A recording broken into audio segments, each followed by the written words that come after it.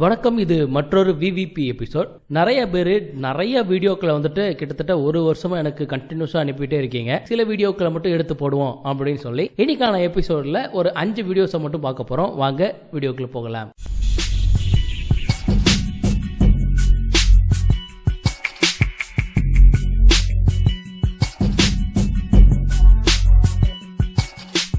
First இந்த video பார்ப்போம். Hello everyone. Have you ever wondered what your child's final height is going to be? It's very simple. Come, let's check out. பிறக்க போற குழந்தையா இல்ல பிறந்த குழந்தையா அப்படின்னு தெரியல. இதுக்கு வேற வழக்கம் கேக்குறானீ. Step 1.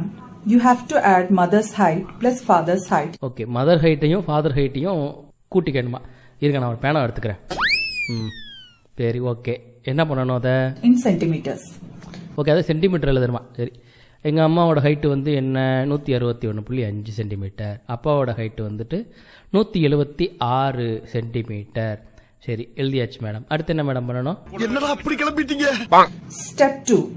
For boys, to this you have to add plus 13. Okay, இதோட 13 ஆட் பண்ணணுமா? பாய்ஸாக இருந்தால் எனக்காண்டி ஒரு 13 ஆட் பண்ணிடுவோம். அப்படி ஆட் பண்ணோம்னா 350.5 சென்டிமீட்டர். அடுத்து என்ன சொல்றான்னு கேட்போம். And divided by 2.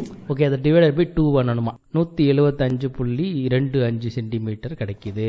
அப்புறம் சீக்கிரம் சொல்லப்பா, ஐடியா இல்லாம ஒரே டென்ஷனா இருக்கு. ஸோ அப்போ வந்து இவங்க சொல்றபடி பார்த்தா என்னோட ஹைட் எவ்வளோ இருக்கணும்னா 175க்கு மேலே இருக்கணும். ஆனால் என்னோட ஆக்சுவல் ஹைட் எவ்வளோ அப்படின்னு பார்த்தீங்கன்னா 167 தான். இன்னைக்கு என்னெல்லாம் பண்ண போறோம். சரி, இதுதான் அப்படின்னா எங்கள் தாத்தாவையும் பாட்டியவும் பார்ப்போம். எங்கள் அப்பாவோடைய ஹைட்டு வச்சு எப்படி வந்திருக்கு அப்படின்னு. எங்கள் தாத்தாவோட ஹைட்டு வந்து எடுத்தோம்னா 180 சென்டிமீட்டர் இருப்பாரு. பாட்டியோட ஹைட் வந்துட்டு 182. இப்போ 13 வந்து அதில் எக்ஸ்ட்ரா ஆட் பண்ணோன்னா அது 2ஆல் டிவைட் பண்ணோன்னா 192 சென்டிமீட்டர் கிட்ட வருது. அப்போ எங்கள் அப்பாவோட ஹைட்டும் பார்த்தீங்கன்னா இது மாதிரி இல்லை. எங்கள் அப்பாவோட ஹைட்டோடையும் இதில் வந்துட்டு 18 சென்டிமீட்டர் அதிகமாக இருக்கு. ஸோ இதுல இருந்து என்ன தெரியுதுன்னா, இந்த மெத்தட் வழியா உங்களுடைய பிறந்த குழந்தையோடைய ஹைட் வந்து இவ்வளவுதான் இருக்கும் அப்படிங்கறதெல்லாம் கால்குலேட் பண்ண முடியாது. இதை ஏன் முதல்ல சொல்லல? சயின்டிபிக்கலாவும் ஒரு பேரண்டோடைய ஹைட்டை பொறுத்து குழந்தைங்களுக்கு அதே மாதிரி ஹைட்டு தான் வரும் அப்படின்னு உறுதியாக சொல்ல முடியாது. ஸோ இது வந்து உருட்டு. இதுக்கு ஏன் ஸ்டெதஸ்கோப் போட்டு வந்தாங்கன்னு தெரில. அடுத்ததாக ஒரு வீடியோ அனுப்பி வச்சிருந்தாங்க, அந்த வீடியோ பார்க்கலாம். ஊருக்குள்ள செயல்படாம இருக்கிற ஒரு கரையாம்புத்தா பார்த்து தேடி கண்டுபிடிச்சு அதுல இருந்து கொஞ்சம் கரையாமண்ண வீட்டுக்கு எடுத்துட்டு போய் ஒரு சட்டியில போட்டு கரைக்கிறோம். கரைச்சு கொஞ்ச நேரம் அதை ஊற வச்சு அதை நல்லா குழைச்சு அதை எடுத்து உடம்புக்கு தேய்ச்சி வச்சு குளிச்சோம்னா அது உடம்புக்கு குளிர்ச்சியே தரும். இந்த மண்குளியல் எடுத்துக்கிறதால நம்ம உடம்புல செத்து போன செல்கள்லாம் வெளியேறி. மண்குளியல் எடுத்துக்கிட்டா செத்து போன செல்கள் வெளியேறுமா? என்ன ஜோக் காட்டுறீங்களா? மண்குளியலுக்கும் செத்து போன செல்கள் வெளியேறதுக்கும் என்ன சம்பந்தம்னே தெரில. உடம்புல இருக்கிற இந்த செல்ஸ் இருக்கு பாத்தீங்களா, டெட் செல்ஸ். தோல்ல இருக்கிற டெட் செல்ஸ் வந்து வெளியேறதுக்கு வந்து வேர்க்கும் போது அந்த வேர்வை வழியாக தோல்ல இருக்கிற டெட் செல்ஸ் வந்துட்டு வெளியேறும். நம்மளுடைய உடல்ல இருக்கிற உடலுக்குள்ள இருக்கிற டெட் செல்ஸ் பாத்தீங்கன்னா உடலுக்குள்ளேயே வேறு ஒரு செல்ஸாலேயோ வந்து உள்ளிழுக்கப்பட்டுரும். ஸோ டெட் செல்ஸ் எல்லாமே வந்து இந்த மாதிரி மண்குளியல் போடுவதால் மட்டுமே வெளியேறும் அப்படிங்கிறது வந்து ஒரு கற்பனையான விஷயம் தான். முடிஞ்சிருச்சுல்ல, இனி முன்னாடி ஒருத்த நிக்க கூடாது. புது செல் உருவாகுது. அது மட்டும் இல்லாம இது கண்ணுக்கு நல்லது, நம்ம ஸ்கின்னுக்கும் ரொம்ப நல்லது. கண்ணுக்கு நல்லது, ஸ்கின்னுக்கு நல்லதா? ஏதாவது ஆய்வு கட்டுரை இருக்குதா?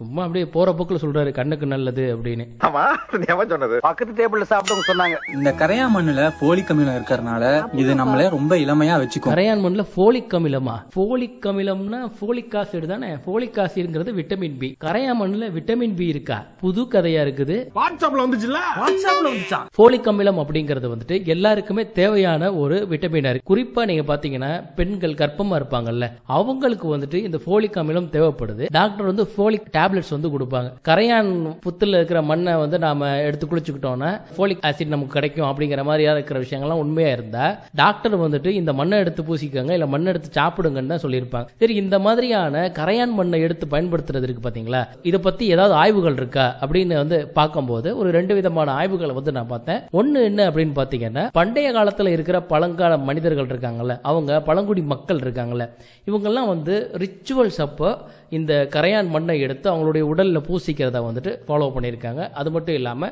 பாலில் கலந்து குடிக்கிறது, தண்ணியில் கலந்து குடிக்கிறது, இந்த மாதிரியான விஷயங்களையும் வந்துட்டு இவங்க இந்த கரையான் மண்ணை வச்சு பண்ணியிருக்காங்க அப்படிங்கிறத 1994 வருஷம் பிரான்கோயிஸ் அப்படின்றவர் ஒரு ஆய்வாக வந்து அவர் எழுதி அதை வெளியிட்டிருக்கிறாரு.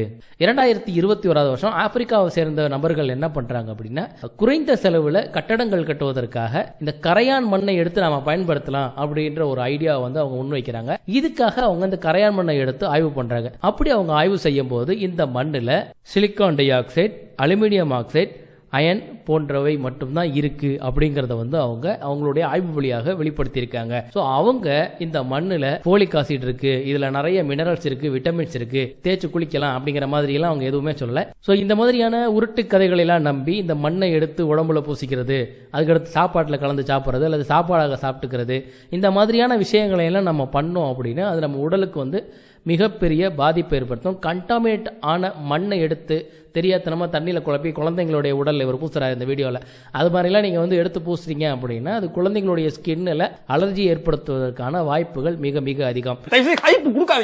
அடுத்ததா ஒரு வீடியோ இருக்கு, அதை பார்க்கலாம். நம்ம தீபாவளிக்கு எண்ணெய் தேய்ச்சி குளிக்கிறதுக்கு பின்னாடி ஒரு செம மேட்டர் இருக்கு. நீ நினைக்கிற மாதிரிலாம் ஒண்ணு இல்ல. வெயில் பிரதேசத்திலேயே வாழ்ந்துட்டு நான்வெஜும் சாப்பிடறவங்களுக்கு தங்க சத்து ரொம்ப முக்கியம்.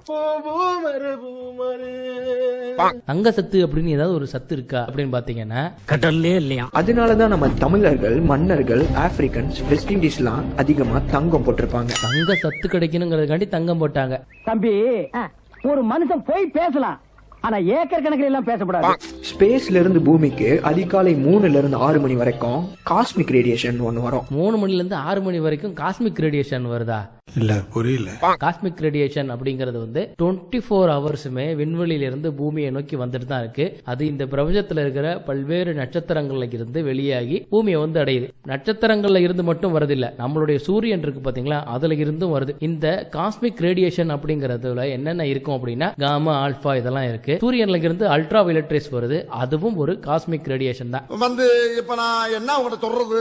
இந்த மாதிரியான காஸ்மிக் ரேடியேஷன் பூமிக்கு தொடர்ச்சியாக வருகிறது அப்படிங்கறத இந்த காஸ்மிக் ரேடியேஷன் தொடர்பான ஆய்வுகளை செய்து கொண்டிருக்கிற I2U2 அப்படிங்கிற ஆர்கனைசேஷன் அவங்களுடைய இணையதளத்துல வந்து 24 மணி நேரமும் தொடர்ச்சியாக காஸ்மிக் ரேடியேஷன் பூமியை வந்து கொண்டிருக்கிறது, அது இந்த குறிப்பிட்ட ஒரு நேரத்துல தான் வருது அப்படின்லாம் அவங்க சொல்லல. இந்த மாதிரி காமெடி எல்லாம் வேற எங்கேயா போய் பண்ணிக்க. ஐப்பசி 15ஆம் தேதி வரக்கூடிய காஸ்மிக் ரேடியேஷன்ல அதிக தங்க சத்து இருக்குன்னு தமிழன் தொகுத்தான். தமிழன் எங்க தொகுத்தான்? எந்த தமிழன் தொகுத்தான்? தமிழ் புத்தகம் எல்லாத்தையும் எடுத்துருவோம். ஏதாவது ஒரு புக்கில் இருந்து இந்த மாதிரி காஸ்மிக் ரேடியேஷன்ல இருந்து தங்கம் வந்துச்சுன்னு தமிழன் எவனாவது பதிவு பண்ணி வச்சிருக்கிறானா அப்படின்னு இருந்துச்சுன்னா அந்த ரெஃபரன்ஸ் எடுத்து கொடுங்க. அப்படி ஒரு ரெஃபரன்ஸே தமிழ் இலக்கியத்திலே கிடையாது. இதுவிலிருந்தே தெரிஞ்சுக்கலாம் இது முழுக்க முழுக்க ஒரு உலகமாக உருட்டு தான் அப்படின்னு. அடுத்ததா நம்ம மதன் அவர்களுடைய வீடியோ அனுப்பி விட்டுருக்காங்க, அவர் என்ன சொல்றாருன்னு கேட்போம். 1922ல இப்படி ஒரு டுட்கமன் அப்படின்னு சொல்லப்படுற கிட்டத்தட்ட ஆயிரக்கணக்கான வருஷத்துக்கு முன்னாடி, ஆயிரக்கணக்கான வருடங்களுக்கு முன்னாடி வாழ்ந்த ஒரு மன்னனோட என்னது இது படம்லாம் காமிக்கிறாரு டுட்கமன் சொல்லிட்டு, ஏஐ கிரியேட் பண்ணது போல இருக்கு. உடம்பு அப்படின்னு சொல்லிட்டு மம்மிஃபைடு பாடியை வந்து வெளியெடுத்து வைக்கிறாங்க. பட் வெளியெடுத்து வச்ச காலகட்டத்தில இருந்து அதை வெளியெடுக்கிறதுக்கு ஸ்பான்சர் பண்ணிருப்பாங்கல்ல, எக்ஸ்கவேஷனுக்குலாம் ஒருத்தர் செலவு பண்ணிருப்பார்ல, அவர் வந்து வெளியெடுத்து கொஞ்ச நாட்கள்லயே இறந்து போறாரு. அந்த வெளியெடுக்கிற வேலை பார்த்தவங்க இருப்பாங்கல்ல, அந்த எக்ஸ்கவேஷன் இந்த மம்மியை வந்து ஐடென்டிஃபை பண்ணி அதை வெளியே எடுத்து ஸ்டடி பண்ணவங்க எல்லாருமே பாத்தீங்கன்னா வந்து அடுத்த ஒரு 2-3 வருஷத்துலயே வந்து கண்டினியூஸா இறந்து போயிடுறாங்க. பாத்தீங்களா எப்படி ஒரு உருட்டுறாருன்னு? என்னால நம்ப முடியலடா. இதை பத்தி நம்ம ஏற்கனவே நம்மளுடைய சேனல்ல ஒரு வீடியோவை போட்டிருக்கோம். மம்மியின் சாபம் அப்படின்ற பெயர்ல தான் இந்த கதை வந்து உலாவிக்கிட்டு இருக்கு. ஆனா வெதை நான் போட்டது. இது குறிப்பிட்ட கல்லறையை திறப்பதற்காக போன அந்த ஆர்கியாலஜிஸ்டோட பேர் வந்துட்டு ஹோவர்ட் கார்ட்டர் அப்படிங்கறதா. இவர் வந்து இந்த கல்லறையை திறந்த 2-3 வருடங்களுக்குள்ளேயே இறந்து போயிட்டாரா அப்படின்னு பாத்தீங்கன்னா இல்லை, அவர் அப்படியெல்லாம் செய்திருக்க மாட்டாரியா. இவர் இந்த கல்லறையை திறந்ததுக்கு அப்புறமா 17 வருஷத்துக்கு அப்புறமா தான் இறந்திருக்காரு. இந்த தகவல் விக்கிபீடியாவிலே இருக்கு. யார்கிட்ட சார் சொல்றீங்க? உங்ககிட்ட தான் போயிட்டு. அடுத்ததா ஒரு வீடியோ இருக்கு, அதை பார்க்கலாம். கடன் இல்லாம வாழணும். என்ன பண்ணணும்? ஒயிட் கலர் ஆபீஸ் கவர்மா, சரிங்களா? White colour office. கடன் இல்லாம வாழ்வதற்கு என்ன பண்ணணும் அப்படின்னு சொல்றாரு. ஒயிட் கலர் ஆபீஸ் கவர் எடுத்துக்கணும் சொல்றாரு. ஏதோ பயங்கரமான விஷயம் சொல்ல போறாரு நினைக்கிறேன், பாப்போம்.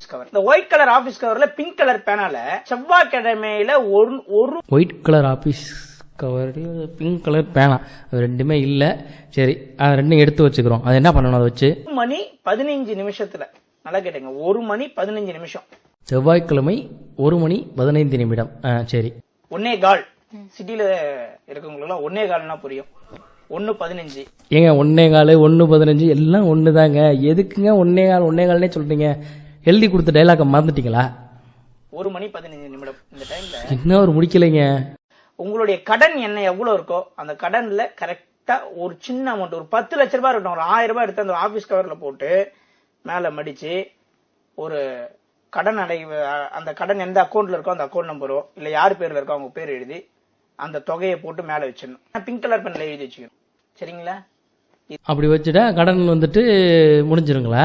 யாராவது நம்ம யாருக்கு கடன் கொடுக்கணுமோ அவங்களுக்கு கொடுக்க வேண்டிய அமௌண்ட்ல கொஞ்சோண்டு அமௌண்ட்டை கவர்ல போட்டு அவங்க அக்கௌண்ட் நம்பரையோ இல்ல அவங்களோட பேரையோ எழுதணும்னு சொல்றாரு. அதுவும் பிங்க் கலர் பேனா தான் யூஸ் பண்ணணும். வேற கலர் பேனா யூஸ் பண்ணீங்க இப்போ இந்த கிரெடிட் கார்டு வச்சிருந்தா அவங்க என்ன பண்ணுவாங்க?